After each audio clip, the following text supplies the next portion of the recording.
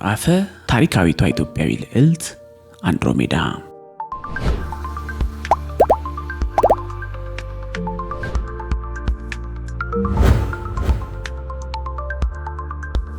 በግሪክ አፈ ታሪክ በበጎ ከተወሱ እጅግ በጣም ጥቂት የዓለም ሀገራት መካከል አንዷ ኢትዮጵያ እንደሆነች ይታወቃል። በተለያየ አጋጣሚ ኢትዮጵያውያንና ኢትዮጵያውያን በግሪክ አፈ ታሪኮች ድርሳናት በልዩ ልዩ ስፍራዎች ተጠቅሰው ይገኛሉ። በቃል ከትውልድ ወደ ትውልድ ሲለጋ ከሚኖረው ተረት ባሻገር በአፈ ታሪክ ላይ ተመስርተው የሚቀመሩ ልዩ ልዩ የጥበብ ውጤቶች በግሪካውያን ዘንድ ተለምዷዊ እንደመሆናቸው መጠን ኢትዮጵያውያን በእነዚህ ተረት ተኮር ድርሳናት ተዘግበው ይገኛሉ። ለአብነትና ለምሳሌ እንኳን ብንጠቅስ ሆሜር የተሰኘው በ8ኛው ክፍለ ዘመን ከክርስቶስ ልደት በፊት የኖረና እንደዚሁ አይነ ስውር የሆነ ባለቅኔ ኤልያድና ኦዲሴ በተሰኙ በትሮይና ግሪክ አፈ ታሪክ ጦርነት ላይ በተመሰረቱ ድርሳናት ኢትዮጵያን ይጠቅሳል። ሆሜርን ተከትሎ ኤስኪለስ የተሰኘው ትራጄዲያን ጸሐፊ ተውኔት ዘ ፐርሺያንስ በተሰኘው ትራጀዲ ተውኔቱ ኢትዮጵያን ያነሳል። በግሪክ አፈ ታሪክ ከተወሱ አፈ ታሪካዊ ኢትዮጵያውያን መካከል አንድሮሜዳ የተሰኘችው ልዕልት አንዷ ናት። በግሪኮች አፈ ታሪክ መሰረት አንድሮ የኢትዮጵያ ንጉስ ሲፊየስና የባለቤቱ ካሲዮፒያ ሴት ልጅ ናት።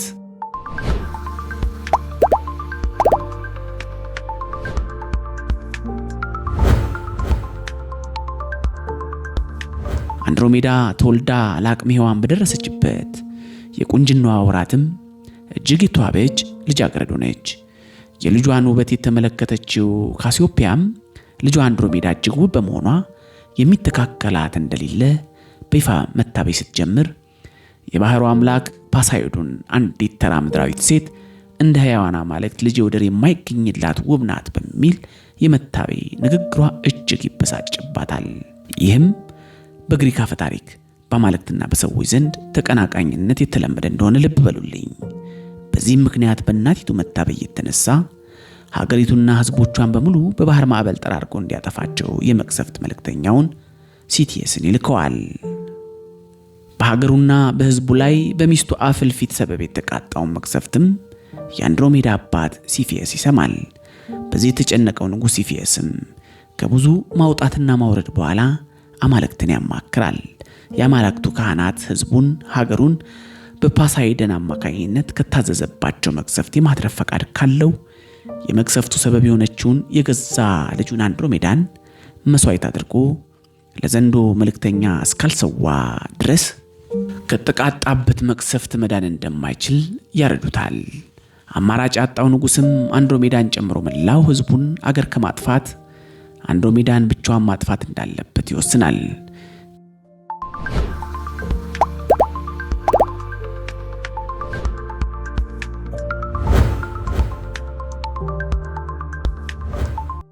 ከዚህ መቅሰፍት ለመዳን አንድሮሜዳ እርቃኗን ለሞት መልእክተኛው ዘንዶ መስዋዕት ከባህር ዳርቻ ላይ በግዙፍ አለት ላይ ትታሰራለች። በታሰረችበትም ሆና የታዘዘችለትን ዘንዶ መጥቶ እስኪበላ ትጠባበቃለች። ነገር ግን ከምትጠብቀው ዘንዶ በተቃራኒ ፐርሲየስ የተሰኘ ፈረሰኛ እንደ ታዳጊ መልአክ ከየት መጣ ሳይባል ይደርስላትና እስራቷን ፈቶ ከሞት ትድናለች። ዘንዶም የከርሰ ምድርን ጭምብል በመልበሱ ተሸሽጎ ይቀርበዋል። ቀርቦም ይገድለዋል። ለሞት የተተወችውን ውቢቷን አንድሮሜዳን ከሞት ነጥቆ ሚስት ያደርግና ያገባታል። ነገር ግን አንድሮሜዳ አስቀድሞ በደህናው ጊዜ ለአጎቷ ፋይነስ ታጭታ ነበረ። ነገር ግን በመሃል የፓይሳይድን ቁጣ መጣና ነገሩ ሁሉ ቀርቶ አንድሮሜዳ ለሞት ተሰጠች። አሁን ፐርሲየስ ሕይወቷን ታድጎ አገባት። በሰርጉም ዕለት በቀድሞ እጮኛዋ ፋይናንስ በአሁኑ ባለቤቷ ፐርሲየስ መካከል የይገባኛል ጠብ ይፈጠርና ፋይነስ በአማልክት እርግማን ወደ ድንጋይነት ይቀየራል። አንድሮሜዳ አዳኝ ባሏን ተከትላ ሄደች። ሁለቱም በአንድነት ፐርሰስ የተሰኘ ልጅ ወልደው ትልቅ ቤተሰባዊ ስር ይመሰርታሉ።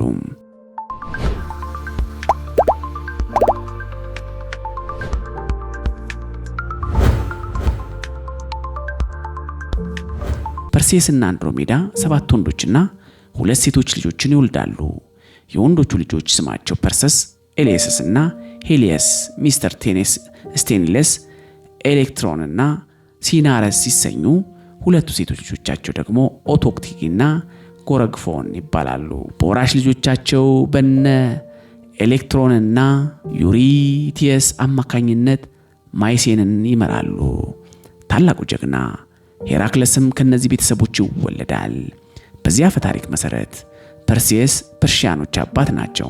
በአሁኗ ቴል አቪቭ ከተማ አካባቢም ያለ መሳሪያ መሳይ አለት አንድሮሜዳ የታሰረችበትና ፐርሴስ ያዳናት ቦታ እንደሆነ በተጓዡ ፓሳኒየስ፣ በጂኦግራፈሩ ስትራቦና በአይሁዳዊው ታሪክ ተመራማሪ ጆሴፈስ ይነገራል።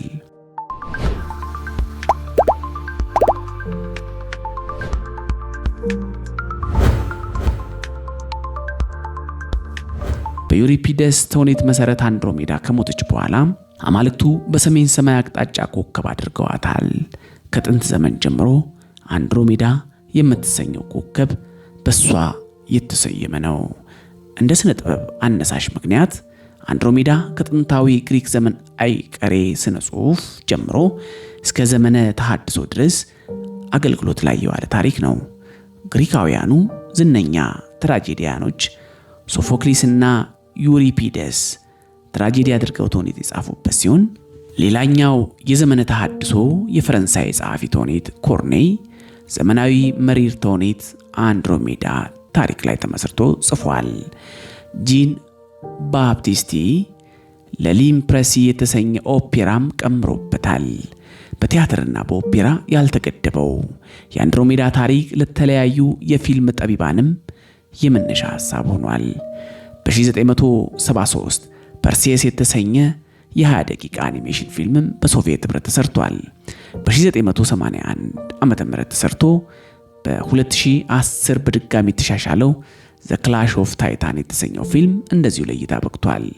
ቲያትርና ፊልምን በማስከተል የአንድሮሜዳ ታሪክ እንደመነሻ የተጠቀመው ልቦለድ ነው። ፔርሲ ጃክሰን ኤንድ ኦሎምፒያን ሲሪስ የተሰኘውን የሪክ ሪዮዳን ድርሰት የአንድሮሜዳን ታሪክ በስሱ የተላበሰ ነው። ሚስ ማነርስ ጋይድ ቱ ግሪክ ሚቶሎጂ በተሰኘው የሃሪ ቱርተር ዶልፍ አጭር ልቦለድ እንደዚሁ አንድሮሜዳን አብይ ገጸ ባህሪ ሆና ተስላለች። ይህቺ ድንቅ አፈታሪካዊቷ አንድሮሜዳ በርካታ በተለይም በዓለማችን ባሉ ክፍሎች በጽሁፍ፣ በፊልም፣ በታሪክና በሌሎችም ተቀምራ በምናብ የኖረች አስገራሚ ኢትዮጵያዊት እንደሆነች ይነገራል።